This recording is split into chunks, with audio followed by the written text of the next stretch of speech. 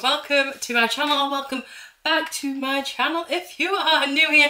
My name's Samantha and this is the Budget Mum UK. Today I am going to be going over my finances for the month, seeing what I've been spending, seeing what I've been doing with my cash and how I kind of come to the decisions that I come to basically, or how my children sort of seem to come to the decisions for me, which is always fun. We're here to have a look over. So I'm just going to start with basically the beginning of June, just to go over everything. I'm going to recap everything.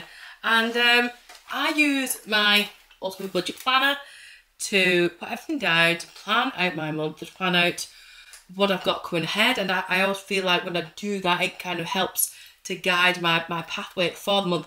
However, things can and generally do go wrong. So I plan overall for the month, but then I plan on a week by week basis because as I found out this month, things, like I said, will not always go to plan. So we've had a bereavement this month in the family, so it's meant that a lot of the things that I expected to do and to spend on didn't happen. So this is not really necessarily a typical month, but it gives you a bit of insight into my thought process and how I come to the decision that I come to, really, basically. My family consists of myself and 2 children, and that is who I budget for. So all my money is for that.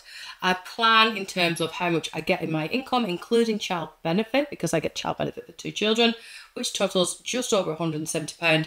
I just round it to nice, easy numbers as I go through, just because it's a lot easier for me to work with. I tend to round down my numbers, so if I know I'm getting a certain amount in, or if I'm rounding, or if it's a bill that's going out, just so that it helps me to kind of build a little bit of a buffer in my bank account without me having to try too hard. I've been doing it a long time, so it's kind of worked for me so far. The amount that I got paid this month for June was £2,400.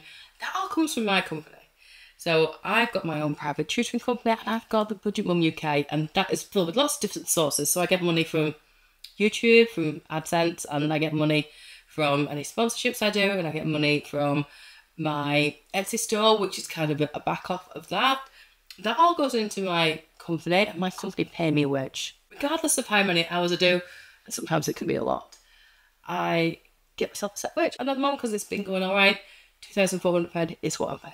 I get £170 child benefit as well, which covers both my children, and that's rolled out throughout the UK. And it can vary depending on your income, but at the moment I'm the threshold. That means that I get the full amount. My total income for June is £2,570. So the way I work it out, at the start of the month, I assume all my direct debits, everything's going to stay in there. So my rent, my council tax, my gas, electric, water contributions, Wi-Fi, Netflix. And at the moment, I'm also paying for nursery, children's clubs, and a sofa, which is about to be paid off. However, I made some extra spends because I know that's about to fall off. It's another one of those where it's interest-free only.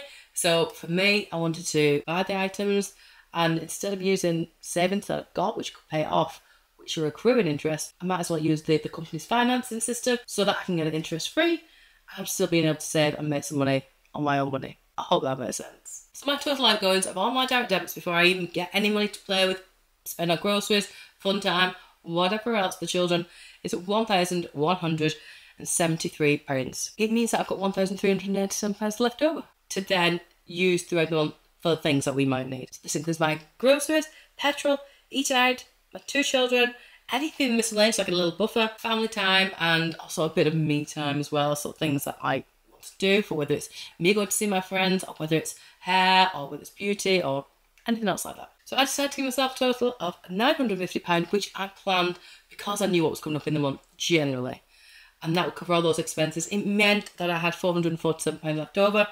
And quite often what I would do is use that in savings challenges. However, I've not done this month. And actually I've started my own ISA. So I've got that going into there instead. So this month, that's all going in there, and that's sort of building my cash. Otherwise, I could have paid up front for those things I'm getting on interest rate, but that seems a little bit foolish when my money could start making some more money for me. So what have I actually spent this month then? Let's have a look. So the children themselves get £30. Holly's is already given in things that she does. Just certain activities, certain clubs. She wants some makeup or clothes, all the things as well. Then she might ask for extra money for that, and I kind of give it to her in that way. Alexander, obviously, he's 4 years old, so I'm in charge of his money. And he has had a wee bit of a spend this month, actually. And something else that I've sort of started to set up that I'll be talking about towards the end of this video. The total spend on petrol this month was £44.11. But for groceries, let's get the big guns out. I spent a total of £240, which was my budget, but then I went over the budget by £29.57. But I kind of had buffers in other areas. So I took that out of my eating out envelope because it was in there. And it was foolish of me to say, well, it's for food, so that's where I'm going to be taking it from, because I've not got enough left in my groceries. Because we ate home more than I expected to this month than I planned for because of circumstances out of my control, the grocery bill was higher than I expected it to be.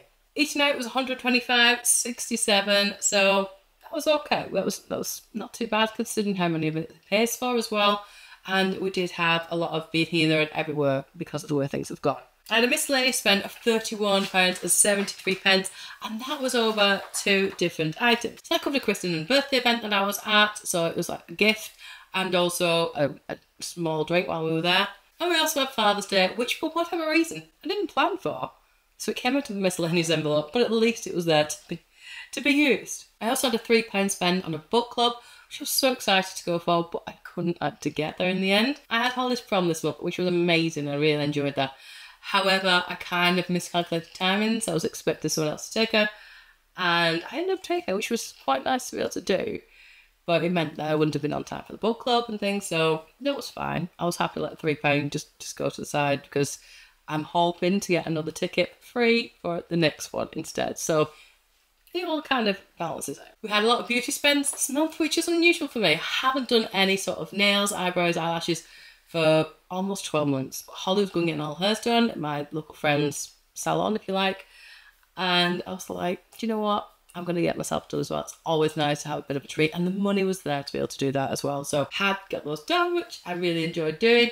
And possibly I'll start penciling those things in again once I look at my money for the months to up.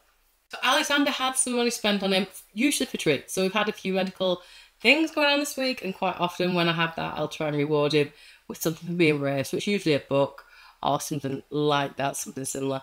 So I didn't mind doing that. We had eye appointments, which he's never had done before. He had blood tests done as well. So I feel like he'd been particularly brave. So we spent a little bit there. But also this month, I have rejoined back, controversially or not, to the gym, which I haven't been a member of for quite a while. So for me, I really want to get into a healthy position. But also, I'm now getting a little bit more time to myself because Alexander will be going to school as well. And I wanted to get familiar with that. And on the back of that, Alexander's price for going each month is £15 a month, and that is unlimited use. So we've got the swimming pool. We've been twice already this week swimming, so already, you know, it's paying for itself in that way. And I feel like that's a skill that is really important. And even though they get lessons in school later on, this is quite a few years before he gets there. And it would be nice if we went on holidays and things for him to have that skill set, or at least to feel more confident in the water. I feel like it's tricky to put a cost or a price on that because it has so much value. So yeah, going forward, I'm going to have that as a new outcoming of my direct debits and things because that's a 12-month contract. And I have thought about it for a while. It wasn't just a throwaway kind of idea. It was something that I really wanted to do. And I've been tempted to for a while. And I'm just in the position now where I can afford to do it and I can justify it in that respect as well. So my sofa is about to be paid off. I've got £120, which is just 1 month's payment left to pay on this. So because of this, I'm used to paying this £120, and I know there's lots of new things that I need. And I managed to find some bargain X display items in terms of a new bed. I'm going to get a new bed. It comes with a free TV, and I don't have a TV in my room. Not that I can get time to watch TV at all, but probably because I don't get to watch TV, I don't watch TV. I'm thinking that could be a nice way to while away a little bit of time whilst I'm on my computer, still playing in the background, something like that. That would be nice. I'm also getting a couple of new carpets, and I do need a new washing machine because mine went a few months ago. I managed to make do with the one that I've had in the garage for about 10 years, but to be honest, I feel like that's on its last legs as well. So I'm quite happy now that I've got rid of this one payment of the £120 for the sofa to port and transfer it onto a washing machine, which isn't even going to be the same price. So yeah, we've got that coming out shortly. So it's not yet, it's a couple of months. There'll be a little bit of time for the switching over. So yeah, that is everything I have spent this month. So a grand total of £561 and 8p was spent on my variable expenses, leaving £388.92, which I've done in my challenges and cash stuffing. And if you watch the shorts over here on YouTube or on TikTok or Instagram, you'll find lots of things on there to see where I've been doing all my extra cash stuffings and saving challenges as well. Every month is completely different and never know what's going to be happening. I'm going to be putting together a plan before July, so stick around to watch that. I hope your budget is going really well, and have yourself an amazing day. Bye.